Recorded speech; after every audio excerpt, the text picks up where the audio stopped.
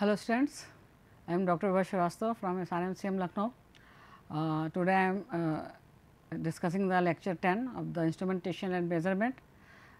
इसके पहले जो हमारा 9th लेक्चर था हमने उसमें डिस्कस किया था measuring method for the low resistance, कैसे हम मेजर करते हैं. Now in this lecture we can discuss the medium resistance measurement. तो you can see the very similarity between low resistance and medium resistance. High resistance total difference. तो अभी हम यहाँ पे जो हमारे 4 मेथड हैं मेन, जो पहले हमने डिस्कस किया था जनरल रेजिस्टेंस मेजरमेंट में कि किस तरह से करते हैं. तो यहाँ पे we can consider the 4 methods. First is ammeter volt method, पहले डिस्कस कर चुके हैं 9th में. अभी substitution method, Wheatstone bridge method and ohm meter method. सारे टर्म्स आपको सुने हुए लग रहे हैं क्योंकि हमने ब्रिज मेथड का पहले, इसके पहले जो हमने रेजिस्टेंस का कॉन्सेप्ट दिया था वहाँ पे आपको बताया था. अभी कैल्विन ब्रिज में और कैल्विन डबल ब्रिज में हमने 9th लेक्चर में आपसे डिस्कस किया. सब्स्टिट्यूशन मेथड भी हमारा काफ़ी कुछ पोटेंशियोमीटर की तरह रहेगा. ओम मीटर मेथड पे भी हम डिस्कस कर चुके हैं इनिशियली, लेकिन वो हमने डिस्कस किया था एज अ इंस्ट्रूमेंट. जब हमने ओम मीटर डिस्कस किया था तो उसे डिस्कस किया था as a instrument. Please confuse मत होगा. यहाँ पर हम डिस्कस करेंगे कि उस मेथड को हम ओम मीटर मेथड से हम कैसे मीडियम रेजिस्टेंस मेजरमेंट करते हैं. तो ये चीज़ें हम आज यहाँ पे आगे कंटिन्यू करते हैं one by one. First we consider the ammeter volt meter method. जैसे हमने 9th लेक्चर में डिस्कस किया है कि हमारा ये सिंपल मेथड है, सेम वैसे ही है, बट यहाँ पे क्या है, वहाँ पे हम लो रेजिस्टेंस के मेजर कर रहे थे, यहाँ we can consider as a medium resistance measurement. क्योंकि ये हमारा सेम वैसे ही वी कैन कंसिडर 2 केस. हम अमीटर वोल्ट मीटर को अलग अलग लेके भी कर सकते हैं, हम एक साथ कंबाइन करके भी कर सकते हैं जब हम अमीटर वोल्ट मीटर मेथड से करते हैं. ईजीएस्ट मेथड है, ईजिली अवेलेबल है, जो उसके हमने पहले डिस्कस किया था. बट यहाँ पे हम मीडियम के लिए बात करते हैं, तो मीडियम मेजरमेंट के लिए we can use ammeter volt meter. But again the same problem, the accuracy is again less in comparison to other methods. चाहे वो लो रेजिस्टेंस मेजरमेंट करें with the help of meter volt meter, चाहे हम medium resistance measurement करें, तो इसकी accuracy हमारी कम होती है. क्यों कम होती है?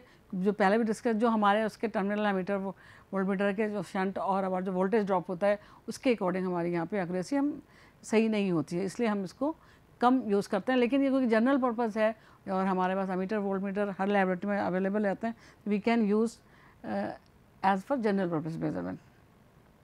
Next is another substitution method, जो कंपेयर दो अमीटर वोल्ट मीटर, जो हमने बताया जो उसके ड्रॉबैक हैं, वो इसमें ड्रॉबैक नहीं है, जो उस एरर को हमने इसमें एलिमिनेट करते हैं. लेकिन यहाँ पे दूसरी तरह की एरर आती है जो कि हमारा बैटरी और ईएमएफ के थ्रू होती है. अगर वो हमारा चेंज होगा तो सब्स्टिट्यूशन मेथड में हमारा यहाँ पे भी एरर आ जाएगी. लेकिन हाँ, जो हमारे अमीटर वोल्ट मीटर मेथड में जो वोल्टेज ड्रॉप और शंट की वजह से हमारा एरर होती थी, वो सब्स्टिट्यूशन मेथड में नहीं होती है. होता क्या है, अभी हम इसमें आपसे डिस्कस करेंगे कि अब अकॉर्डिंग टू डायग्राम आप देख रहे हैं, we have a variable resistance, we have a meter, we have a 2 pole switch. ये हमारा RX है जो कि हमें मेज़र करना है, और ये हमारा स्टैंडर्ड रेजिस्टेंस है. इसके थ्रू हम सब्स्टिट्यूशन मेथड में यूज़ करते हैं. अभी आप देखेंगे कुछ आपको पोटेंशियोमीटर जैसा लगेगा, लेकिन फंक्शन टोटल अलग है. वहाँ पे हम कंपैरिजन करते थे, यहाँ पे हम वैल्यू निकालते हैं अलग अलग. तो आप देख रहे हैं जब हम स्विच 1 पे कनेक्ट करते हैं तो यहाँ पे क्या जाता है, ये हमारा अननोन रेजिस्टेंस सर्किट कनेक्ट हो जाता है. और जब हम स्विच 2 पे कनेक्ट करते हैं अपने को, तो हमारा वो स्टैंडर्ड रेजिस्टेंस पे कम हो जाता है. तो जो कंटेंस स्टडी वोल्टेज हमारी, लेकिन यहाँ पे जो हम दे रहे हैं ये हमारा बहुत इंपॉर्टेंट पैरामीटर है कि ये हमारा स्टडी स्टेट में हो, जिसको हम चेंज नहीं कर सकते. कब? जब हम मेज़र कर रहे हैं. तो जो हमारा रेगुलेटिंग रजिस्टर R है, तो अमीटर A स्विच, तो इस तरह से हम इसको करके सर्किट में अल्टरनेट हम करंट करते हैं. एक बार हम स्टैंडर्ड रेजिस्टेंस को करते हैं, एक बार हम अननोन रेजिस्टेंस जिसको कि हमें मेज़र करना है.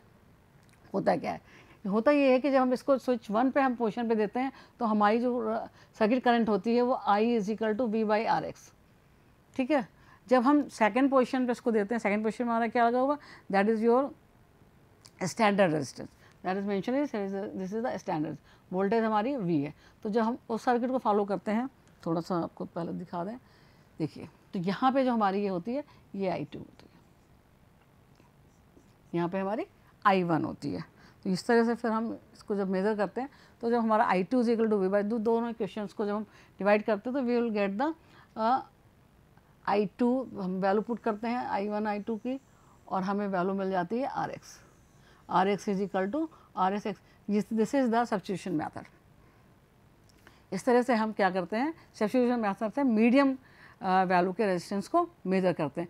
अब इसमें एक्यूरेसी क्या, एक्यूरेसी हमारी हमने पहले भी कहा था कि इसमें हम चेंज जो हमारा ईएमएफ लगा हुआ है वो जब हम मेजरमेंट कर रहे हैं एट द टाइम ऑफ, हम उसमें ये नहीं कि वोल्टेज फ्लक्चुएशन हो जाए या चेंज कर दें, तो उससे हमारी रीडिंग चेंज हो जाएगी। तो हमेशा उसको कांस्टेंट रहना चाहिए, ईएमएफ को हमारा जो भी हम दे रहे हैं सप्लाई दे रहे हैं कांस्टेंट सप्लाई होनी चाहिए। और रेजिस्टेंस इन द सर्किट जो expecting R and S should also be no change. ये नहीं है कि हम जब वैल्यू कर चेंज करें जो स्टैंडर्ड रेजिस्टेंस उसकी वैल्यू को चेंज हो जाए, ये भी नहीं करना। ये सब हमारे सारे पैरामीटर जो हैं वो फिक्स होना चाहिए at the time of the measurement.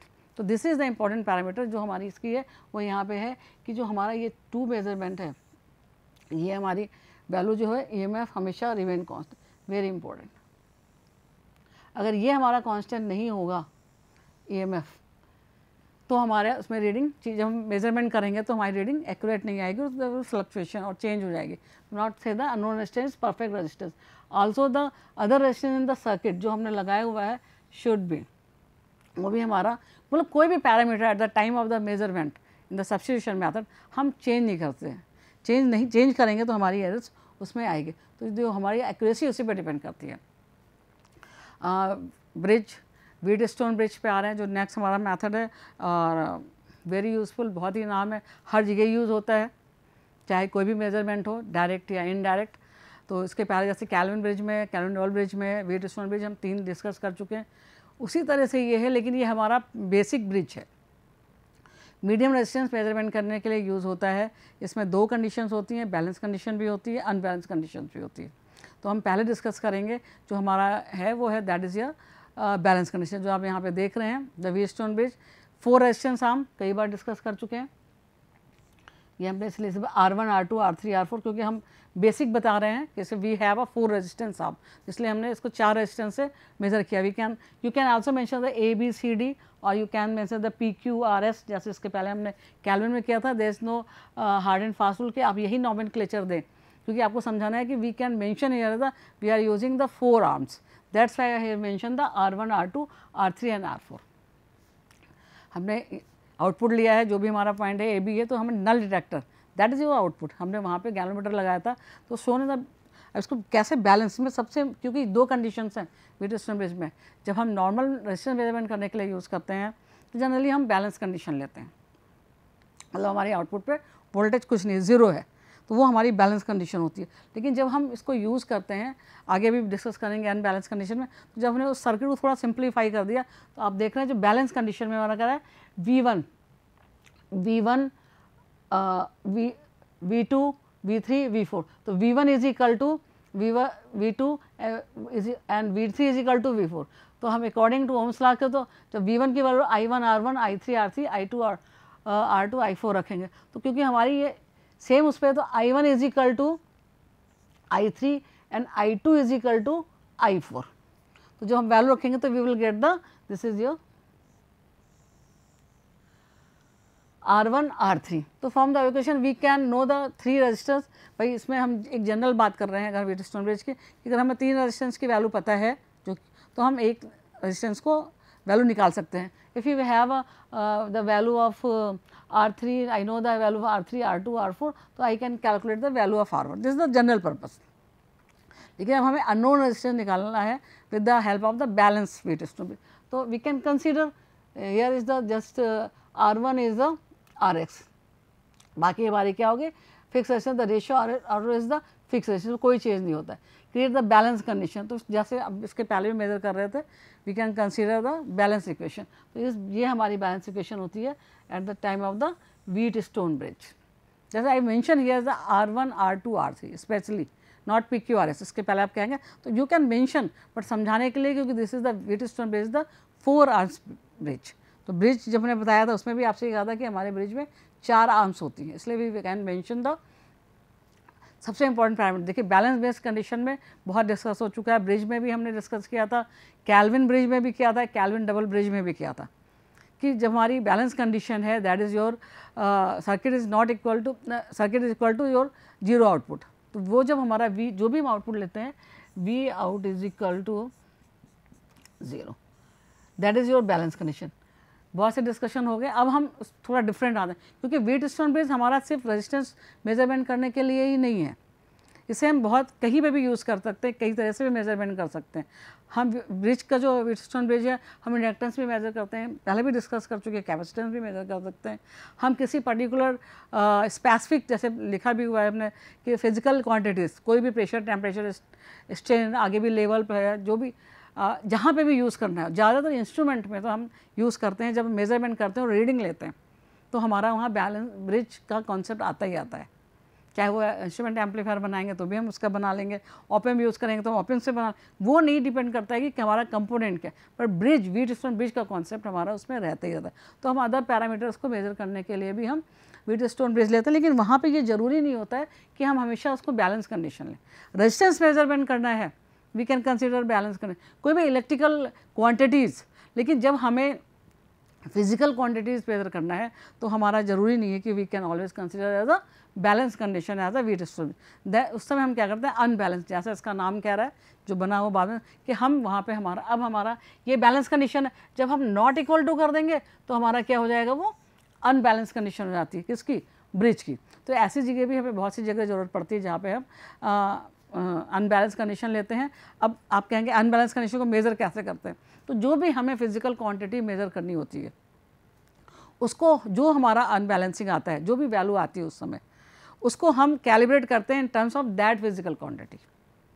अभी आपको जो एग्जांपल दिखा रहे हैं वो हमारे यहाँ टेम्परेचर मेजरमेंट है with the help of the thermistor. अब थर्मिस्टर क्या है, अभी आगे तो पूरा पढ़ाएंगे आपको, बट यहाँ पे समझिए ये हमारा एक ट्रांसड्यूसर है, लेकिन इसको अगर और डिवाइड करेंगे तो थर्मल रजिस्टर, ये हमारा जैसे हमारा टेम्परेचर चेंज होता है उसके अकॉर्डिंग इसका रेजिस्टेंस चेंज होता है। दो तरह के होते हैं, पॉजिटिव टेम्परेचर कोफिशिएंट भी होते हैं और नेगेटिव टेम्परेचर कोफिशिएंट भी होते हैं।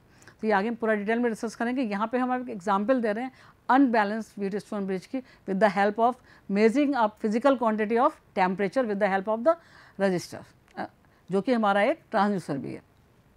क्योंकि रजिस्टर इसलिए हमने लिया क्योंकि हमारा ये थर्मो रजिस्टर, तो हम मेजरमेंट बात कर रहे हैं रेजिस्टेंस मेजरमेंट के, वाई यहाँ पे हमने इसलिए इसको थर्मिस्टर को, कोई और पैरामीटर भी ले सकते हैं, यहाँ प्रेशर भी ले सकते हैं, स्ट्रेन भी ले सकते हैं। स्ट्रेन का एग्जांपल भी हमने आगे आपको बैलेंस कंडीशन में दिखाया हुआ है।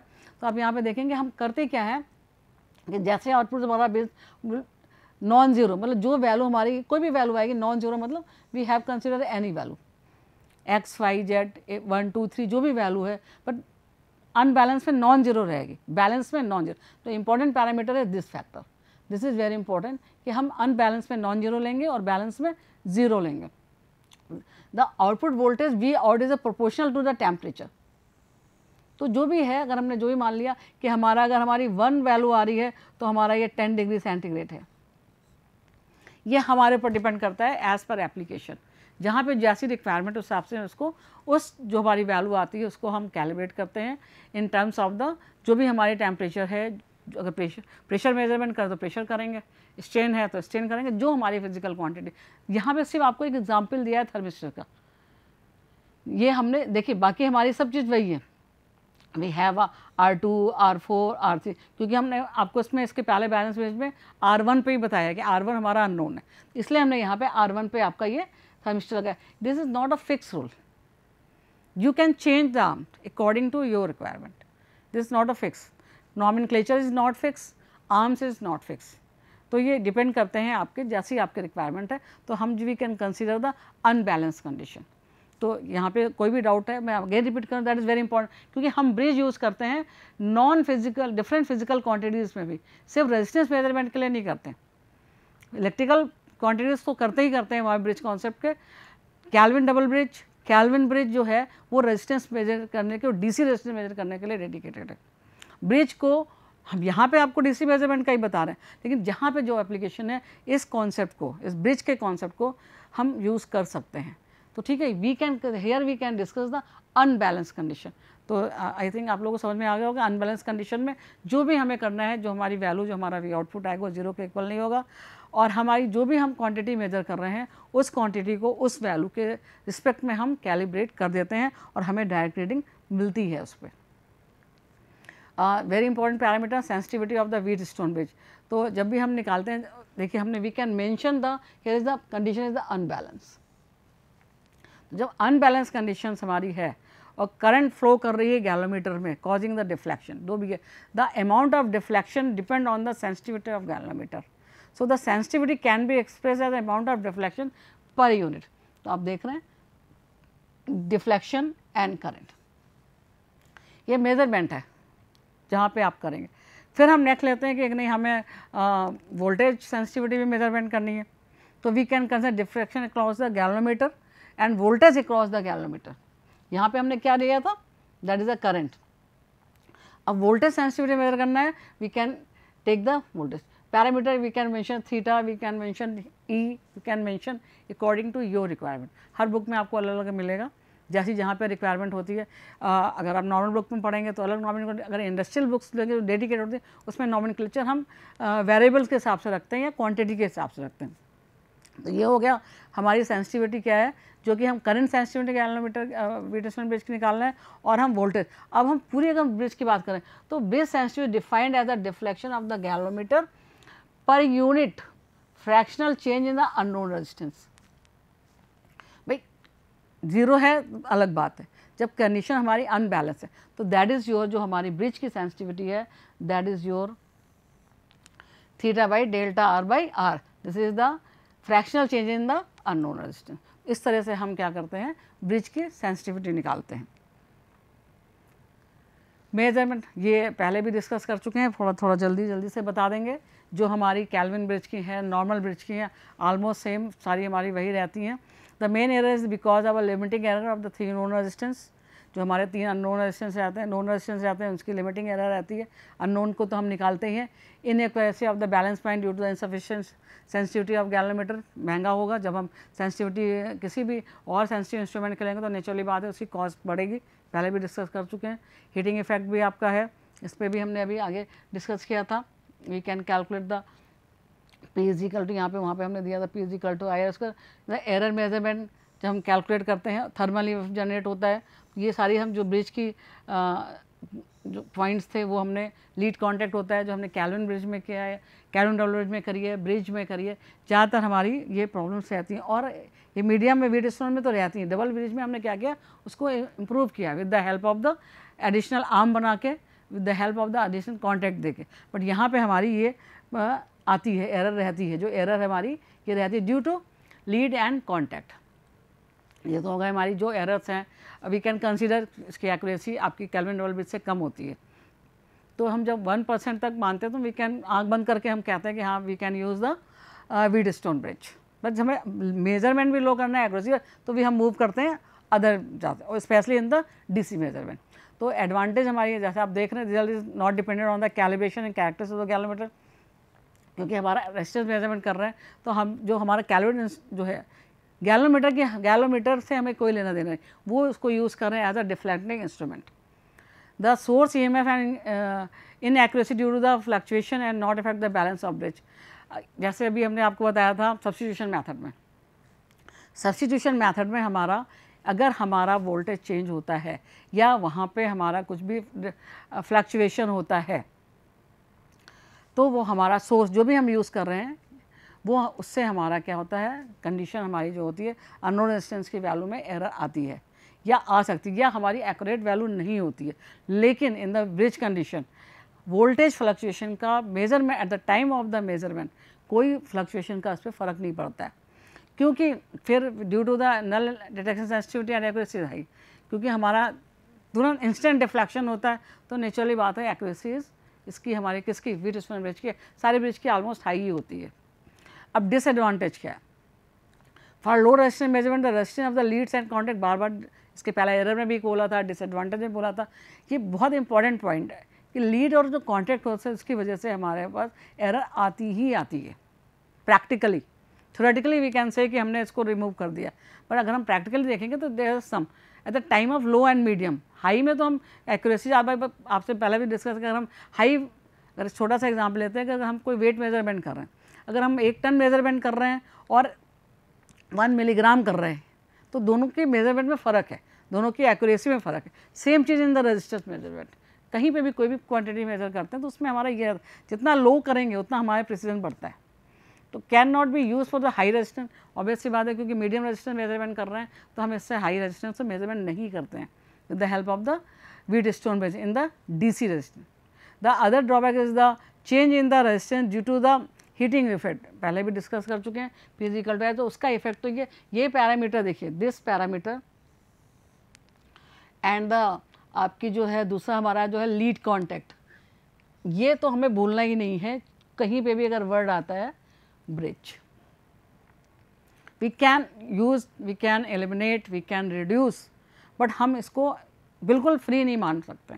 We can say in the Kelvin double bridge की हम इसको बिल्कुल तरह से एलिमिनेट कर देते हैं, और कैल्विन ब्रिज की और उसको एक्यूरेट करने के लिए हमने कैल्विन डबल ब्रिज बनाया, पैरेलल उसकी आर्म ले लेते हैं, लेकिन हम ये प्रैक्टिकली नहीं पॉसिबल होता है, this is not eliminating, but we can consider कि वो हमारी ये लीड और कॉन्टैक्ट की प्रॉब्लम्स में हमारी डिलीट हो गई है, वो एरर लेस है, बट व्हीटस्टोन ब्रिज में रहती है।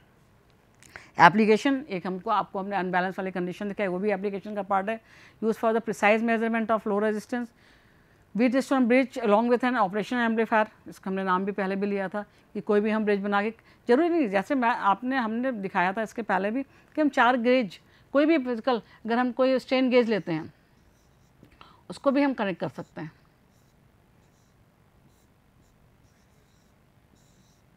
तो कहीं पे भी मेजरमेंट के लिए आपका होता है, we can use in terms of resistance, we can use here strain gauge, यही चीज़ आपकी बता रहे हैं कि डिस्टेंस भी along with the operation, op amp है तो आप ऑपएम्प यूज़ कर सकते हैं। Quantity size impedance, inductance, capacitance can be measured using variation of the Wheatstone bridge. It is used the telephone companies, जो जनरल हम यूज़ करते हैं केबल फॉल्ट्स के लिए यूज़ करते हैं। क्यों why mention the telephone, that is very, why not mention the any electrical company या हेवेल्स या एनी अदर, क्योंकि वो हमारा हायर रेजिस्टेंस की बात करते हैं। जब हम टेलीफोन इंडस्ट्रीज़ में करते हैं तो we can always consider as the low and medium, that is mention as the telephone, not mention the Havells और एनी इलेक्ट्रिकल कंपनी। तो उसके लिए हम मेजरमेंट करते हैं, तो केबल फॉल्ट से उसके लिए करते हैं। तो resistance of the motor winding जहाँ पे स्मॉल स्केल है, ये हम एप्लीकेशन पे भी हम डिस्कस कर चुके हैं जो हमने किया था इसके। तो ये ब्रिज की, नॉर्मल ब्रिज में भी हमने ये चीज़ बताई थी आपको, वाइंडिंग्स के लिए, रिलेज के लिए, कॉन्टैक्ट्स के लिए, वहाँ पे जो हमारा मेजरमेंट होता है रेजिस्टेंस का, उसके लिए हम क्या करते हैं ब्रिज सर्किट, और specially in the for the medium scale we are using the Wheatstone bridge. Wheatstone bridge is sometimes known as the normal bridge circuit also, क्योंकि ये हमारा बेसिक सर्किट है। नेक्स्ट मेथड पे हम आते हैं, जो कि ये भी पहले एक ब्रीफली डिस्कशन काफ़ी हो चुका है इसके ऊपर, ओम मीटर। अब हमने ओम मीटर डिस्कस किया था, अब हम यहाँ पे डिस्कस कर रहे हैं आपसे ओम मीटर मेथड्स। उस मेथड से ओम मीटर के थ्रू हम कैसे मीडियम रेजिस्टेंस को मेजर करेंगे, ये हमारा सबसे, जितना भी हमने इसके पहले आपसे डिस्कस किए हैं, चाहे वो मीटर वोल्ट मीटर मेथड हो, चाहे वो सब्स्टिट्यूशन मेथड हो, specially in medium resistance measure की बात कर रहे हैं, और चाहे आपका व्हीटस्टोन ब्रिज हो, जो हमारा ये ओम मीटर मेथड है ये डायरेक्ट मेथड है। यहाँ पे हम डायरेक्ट कनेक्ट करेंगे और मेजरमेंट कर लेंगे, लेकिन इसकी एक्यूरेसी अच्छी नहीं है। हमने मेजरमेंट किया कि हाँ ये आ रहा है, जहाँ पे हमें ज़्यादा प्लस माइनस हम कंडीशन ले लेते हैं कि हमें बहुत एक्यूरेट मेजरमेंट नहीं चाहिए, हम वहीं पे पहली बात उसको यूज़ करते हैं, या फिर नहीं तुरंत देखना है कि ये क्या है। This not for the any analysis purpose, not for the circuit designing purpose, just testing purpose. Testing purpose के लिए अगर हमें मीडियम और लो मेजरमेंट करना है तो हम क्या करते हैं, ओम मीटर को यूज़ करते हैं। इसको पहले बहुत डिस्कस कर चुके हैं। यहाँ पे we can consider, you can see the ohm meter are the convenient direct reading device for the measurement of approximate resistance of circuit component without considering too much about accuracy. I am again saying too much about accuracy. There is the important parameter. Why I am saying a lot of time about accuracy, क्योंकि पूरा we are considered the measurement part. हम method भी resistance measure करने के लिए measurement ही कर रहे हैं। तो eight the time of the measurement accuracy factor is very important. आप छोटा सा कोई एग्जांपल भी ले लीजिए, अगर कहीं not ohm meter, not volt meter, not substitution method, not Wheatstone bridge, किसी भी मेजरमेंट की बात करते हैं, अगर आप छोटा सा भी कोई मेजरमेंट करते हैं, when you use purchase some any आपने एडेबल आइटम कोई भी लिया, देयर इज 2 kg और 3 kg, ओके, देयर इज अगर 50 gram is difference, there is no problem. But when you purchase any expensive materials, suppose just platinum, yeah, something other, at that time you never tolerate that difference 50 ग्राम और 50 milligram 50 microgram, this the huge difference with the cost and everything. इसलिए हम यहाँ पे बहुत ज़्यादा accuracy, हर वाक़ आप सुनेंगे मेरे लेक्चर में, accuracy is very important that in terms of the measurement, in terms of the instruments. कोई कैन डायरेक्ट रीडिंग करता है रेजिस्टेंस वैल्यू को, किस adjustment requirement from the operator, इसमें टेक्निकल स्किल की ज़रूरत नहीं होती है, एक सिर्फ कोई भी इसको ऑपरेट कर सकता है। This is the important part. Laboratory में हमेशा आपको मिल जाएगा, प्रिसाइज बेस के फॉर्म में उसका कंस्ट्रक्शन है। अब ये होते हैं, ये भी डिस्कस कर चुके हैं। There are the different types, first is series type, multi range, और दिस इज सन टाइप। यहाँ पे देखेंगे तो ये जो हमारा है, सभी में हम बना देते हैं, ये यहाँ पे हमने अननोन रेजिस्टेंस को मेजर किया है। हमें अननोन, जब हमारा ये ओपन सर्किट है तो हमारा ये इनफाइनाइट दिखाता है इसमें रीडिंग, और जब क्लोज सर्किट हो जाता है, जब मेजर करते हैं तो ये हमारा जीरो, क्योंकि फुल स्केल रिफ्लेक्शन और फुल स्केल रिफ्लेक्शन नहीं रहती है। एक पर जीरो आ जाती है FSD पर, एक पर हमारा मैक्सिमम करंट जाती है। तो जब हम ये हमारी जो इसकी होती है, पहले भी डिस्कस करते हैं, 0 to इनफाइनाइट, अब ये मेज़र करना है जो भी हमारी वैल्यूज़ हैं। तो ये हमारे 3 तरह के हैं, हमने इसमें दिखाए जनरली 2 सीरीज टाइप और शंट टाइप, पहले डिस्कस कर चुके हैं। हम यहाँ पे आपको बताना चाह रहे हैं कि with the help of ohm meter we can measure, ये हमारा जो AB पॉइंट है, ये हम यहाँ पे कोई अननोन रेजिस्टेंस लगाते हैं और उसको मेज़र करते हैं। मल्टी रेंज में हम सेलेक्टर स्विच होता है, उसके अकॉर्डिंग हम सेलेक्ट करते हैं और हम यहाँ पे A और B पॉइंट पे मेज़र करते हैं अननोन रेजिस्टेंस को। शंट में आप देख रहे हैं जो हमारा मीटर लगा हुआ है, ये इसके भाई जैसा नाम है सीरीज और शंट, अब उतनी बताने की ज़रूरत नहीं है। Here we can consider as the meter in the series और here we consider as a parallel. तो ये हमारे 2 तरह के ओम मीटर्स होते हैं जिसको हम मेज़र करते हैं, जिसको डायरेक्ट मेजरमेंट कर, this is the direct measurement of the resistance of medium resistance. यहाँ पे एक चीज़ बोलेंगे कि हम ओम मीटर से हाई रेजिस्टेंस भी मेज़र कर सकते हैं, वो आगे हम हाई में डिस्कस करेंगे। This is the direct, today we have discussed about the medium resistance type of measurement. We generally consider the 4 types, ammeter voltmeter method जो कि हमारा लो रेजिस्टेंस पे भी होता है, जनरल पर्पस मेथड होता है, उसके बाद सबसे इम्पोर्टेंट व्हीटस्टोन आपका सब्स्टिट्यूशन मेथड, देन वो जो उसकी एरर्स थी एमीटर वोल्टमीटर उसको हमने इसमें रिड्यूस किया है। उसके बाद हमारा आता है आपका व्हीटस्टोन बिल्कुल general purpose and common method for the low and medium measurement के लिए। लो इसलिए बोलना है कि कभी sometimes we can use, and the last is the ohm meter, this is the also direct measurement. कुछ नहीं करना है, आपको रेजिस्टेंस उठाना है, जो भी वैल्यू मेजरमेंट करनी है उसको डायरेक्ट लगाइए। इसके लिए ओम मीटर के लिए कोई पर्टिकुलर स्किल्स हमें नहीं चाहिए। Thank you.